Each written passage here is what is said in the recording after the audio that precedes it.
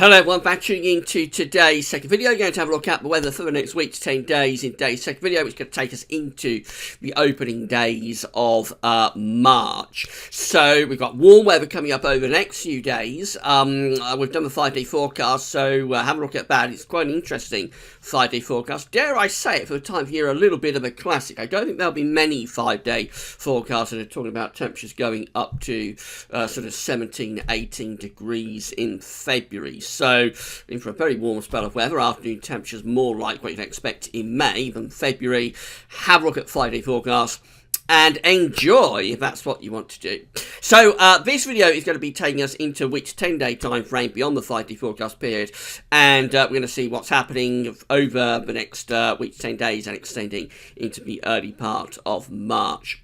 Before I do anything else, I'm going to say a big thank you to our latest patrons. So we are now up to 61 patrons for Gav's Webbits. Hello, and thank you to all of you who are patrons for Gav's Webbits. So I've got to say a big thank you to Daniel Boyles. Daniel Boyles has become Gav's Webbits' 61st patron, and a big thank you to Daniel for doing that. A big thank you to all of the patrons for Gav's Webbits. If you would like to become a patron for Gav's Webbits, then all you need to do is come to the Gav's Webbits Patreon page. You sign up for a Patreon account, and then you can pledge an ongoing monthly donation to Gav's Webbits. It can be anything from $1 a month upwards. It doesn't have to be a large amount of money at all, but by doing that, you become a patron of Gav's Webbits. You join the other patrons, and so the number of patrons that Gav's Webbits got gradually increases incrementally. So a big thank you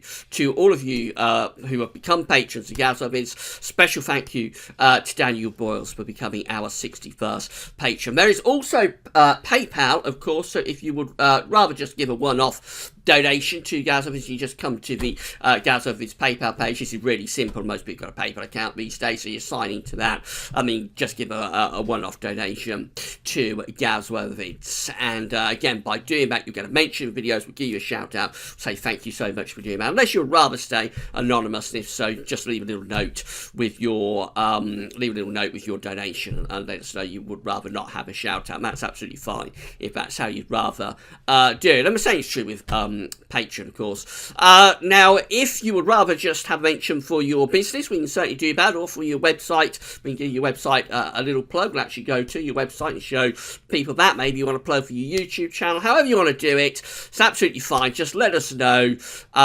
when you make your donation, when you become a patron. And that's fine. There's no problem doing that either. So a big thank you to all the patrons. Big thank you to all of the donors for Gav's Webbits. You're helping us to pay for the content, helping us to keep Gav's Webbits online. So thanks so much to all of you for doing that. Right, let's get on with the video. And we're going to start off by having a look at GFS ensembles. Now, something gone a little bit wrong there because we are at Pembroke, and I should have got Staines up. So I'm just going to get Staines. There we go. That's where we want to be looking at today. Staines is the latest place in this section of the video has been suggested by all of you, the viewers. So latest place we're looking at today is Staines, and here we go. So the red line here is the 30-year upper air temperature average for Staines down in Surrey, of course, and we're well above average at the moment, much more than average right now. It's going to get even warmer over the next few days, so pretty much through to the end of February now. Temperatures are staying way above average. That's the end of February, just there. Into the early part of March, we've still got this decline in the temperature taking place. It's a very gradual, very slow decline with most of these ensembles. So even through the first week of March, you could be looking at some appreciably milder than average weather. There are a few really quite cold outliers, you'll notice. These ones just here, we've got 1, 2, 3 of them that are going down close to -10 at 850 HPA, which is impressively cold for the first week of March. And then a couple more that don't go that cold, but are digging down to kind of like between -5 and -10 at 850 HPA. So that's around 6 members of the GFS ensembles from around the 1st through to the 4th of March that are getting either very cold or just generally cold.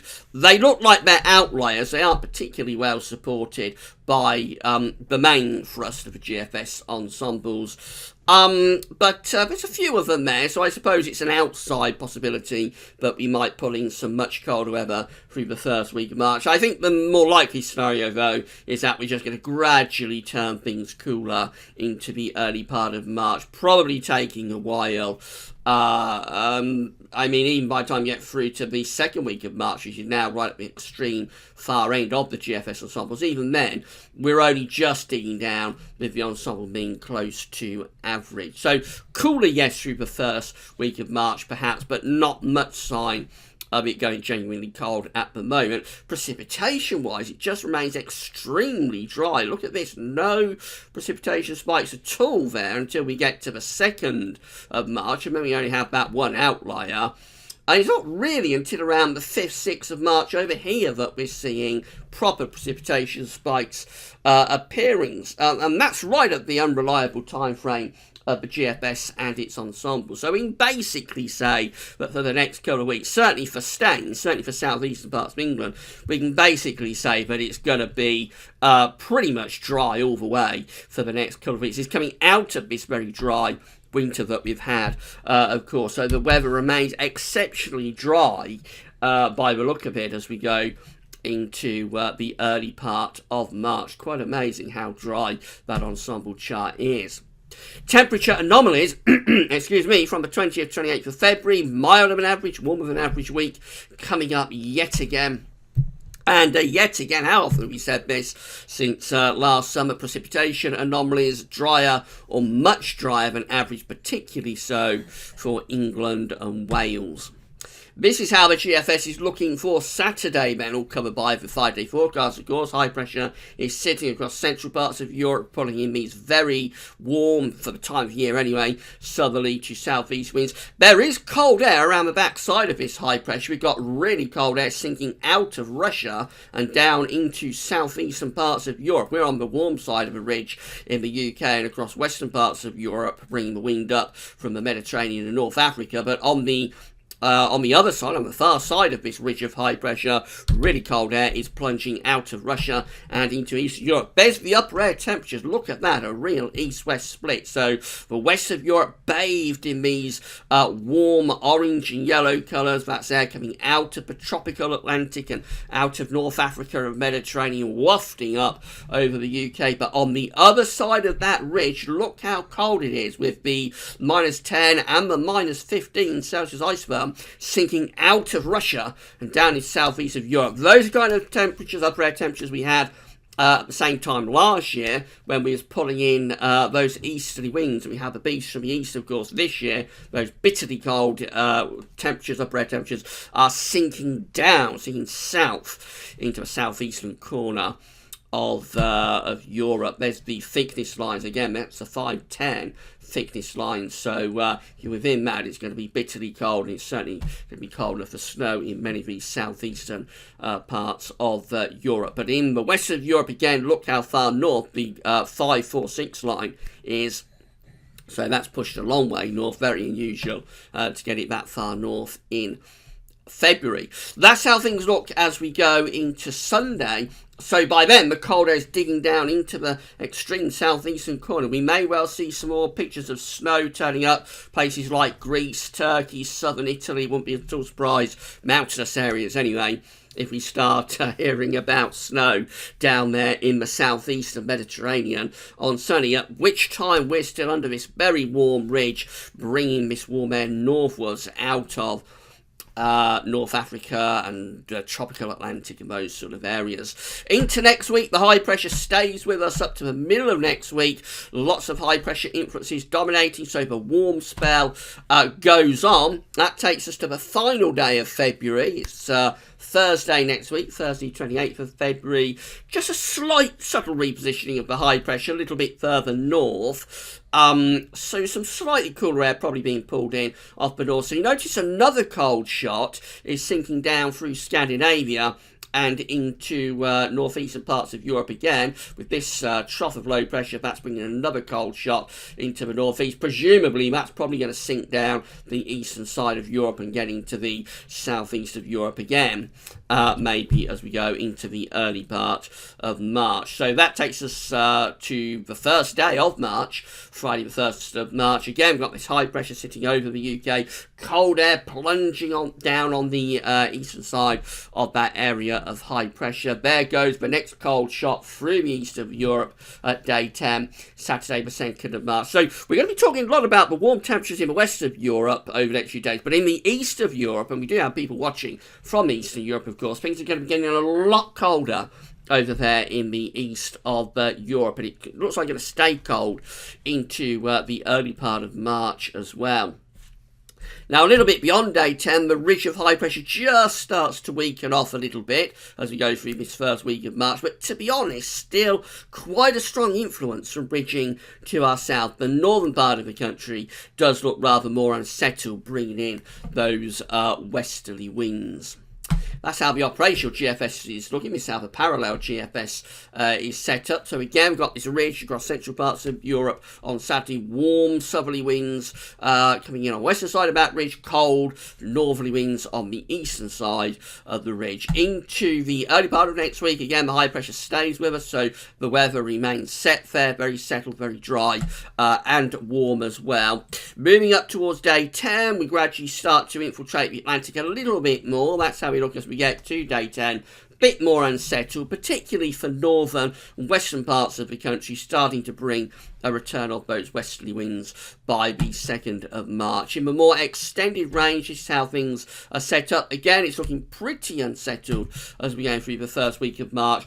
Certainly more so than the GFS operational run is looking. That's how we are at the end of the parallel run of the GFS, which takes us to the 8th of March. Low pressure to the north of Scotland, bringing showers along the spells of rain. Quite cool air as well. The air's coming out of Greenland across the North Atlantic, so that'll probably be cold enough to bring snow showers into northern parts of the country. Definitely more unsettled with the parallel GFS run compared to the operational GFS. ECMWF is looking like this, so again, dry and warm as we go through the weekend and into next week as well. That ridge of high pressure just sitting around the UK, going nowhere fast. We're properly locked into that ridge. And even up to day 10, really, the high pressure looks like it's still just about clinging on by its fingertips. I mean, by day 10, Saturday 2nd of March, it's starting to sound a little bit more unsettled. We're just beginning to get a bit more influence from the Atlantic. But even then, the ridge is not too far from the south and the east. It's certainly still there across central parts of Europe. And so it takes us to around 10 days before things start to turn more unsettled, really, with the ECM. So I suppose that's kind of like a little bit in between the GFS operation and the GFS parallel. That's kind of like a blend of the two. These are the options that are on the table with the ECMWF ensembles at day 10 via the postage stamps from the Icelandic Met Office. So this is how things are set up on the first day of March. I think that is. So that looks like it's pretty settled. We've got 31 members of the ECM ensembles. Actually, we just need to go down a little bit. That's not quite right. So that's day 10. That looks better. That's the 2nd of March. So again, very hard to navigate this at the Icelandic Met Office. So that's the chart that we are looking for. It's the ensembles for the 2nd day of March. Makes very little difference really from the chart you're looking at. There's 30 members of the ECM ensembles that have us under a ridge of high pressure. It includes the control run of the ECM as well. It has us under a ridge just to our north. So possibly a bit chilly, possibly bringing in some slightly cooler east winds. But the main thing is that we are very settled under an area of high pressure. And they have 21 ensemble members that have the high pressure declining. This includes the operational ECM run, the run we're just looking at, of course, has high pressure declining, and it's starting to bring in more of an influence from the Atlantic. So the ECM is certainly not quick in bringing the Atlantic back, but by the time you get through to day 10, there are 21 members of the ECM ensembles, including the operational ECM run, but are just starting to revert us back into Atlantic winds. In 2 weeks' time, these are the options that are on the table. This is for the 7th of March, 360 hours. So you have 15 ensemble members that have deep area of low pressure in the middle of the North Atlantic, but we're just about under this ridge still to our east. Its days do look a little bit numbered, but the ridge is just about holding on with those 15 ensemble members. Then we've got another 11 that are much more unsettled. The low pressure is closer to us, so these are properly unsettled and Atlantic driven, bringing in those westerly winds. There's 10 members of the ECM ensembles in 2 weeks' time that have high pressure out to the west of us, so they're a very different solution. They're quite dry, but also quite a lot colder, I would have thought, with you bringing the wind in around the top of that high from the northeast. There's 8 ensemble members that have low pressure over the top of the country, so they're really unsettled members of the ECM ensembles. And then there's 7, which does include the ECM control room that has a bit of northern blocking. They have high pressure up towards Greenland and Scandinavia with low pressure down here. They're a bit of a battleground, so they're trying to bring cold air in from the east and the northeast, but they're also trying to introduce milder air from the southwest. So it'll probably be a weather front that's marking the boundary between mild and colder conditions. They might be producing some snow, depending on how strong the cold is. That's quite a minority option. It does look as though by the time we get to 2 weeks out, the ECM ensembles are trending more unsettled. Between those 11 there, those 8 just there, and these 7, which are a colder variety of unsettled, but they are still quite unsettled. Between those 3 different scenarios, it does look as though the ECM ensembles are more or less inching towards unsettled conditions breaking through by 2 weeks away, 7th of March. But we can't discount these 15 and these 10, which are a more settled option. Finally, just having a look at the CFS-V2 before we go. So these are 500 bit of our heights broken down into weekly periods. The first weekly period will take us from the 20th to 26th of February. The coming week has us under a big ridge of above average heights. And we're bringing up warm air from the south as well, so dry and settled for really most of February. Into week 2, which takes us into March, is 27th of February to the 5th of March. The high pressure is centred over top of the country. So again, lots of dry weather continuing there. Probably not quite as warm as it is in week 1, but nevertheless it will still be very pleasantly mild, I would have thought.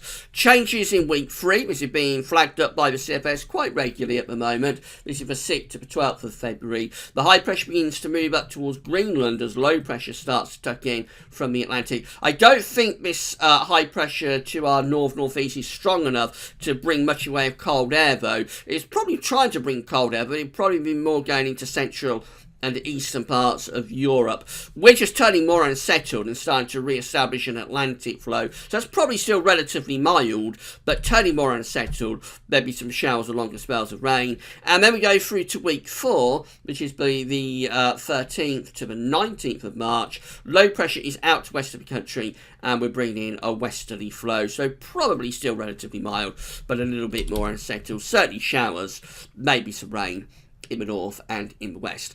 So we're set up for high pressure to be dominating for the rest of February. Going to continue to be a lot of dry and pretty warm weather for the rest of February. Cold in the east of Europe, though. So if you're watching over in the Balkans or across other eastern parts of Europe, really to the east of Poland, and then down into the southeast Mediterranean, you may get some unusually cold conditions in the next few days. But for us in the UK, it's warm all the way for the rest of February. Into March, probably a gradual change to more unsettled conditions through early March, but it looks like GFS ensembles in particular have backed away from that a little bit, and it could well be that dry weather continues now through the first week of March. We will just have to wait and see.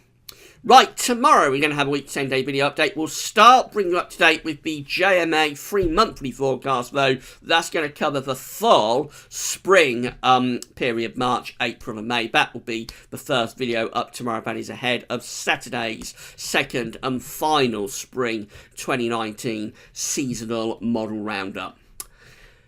That's all for now. Thanks for watching.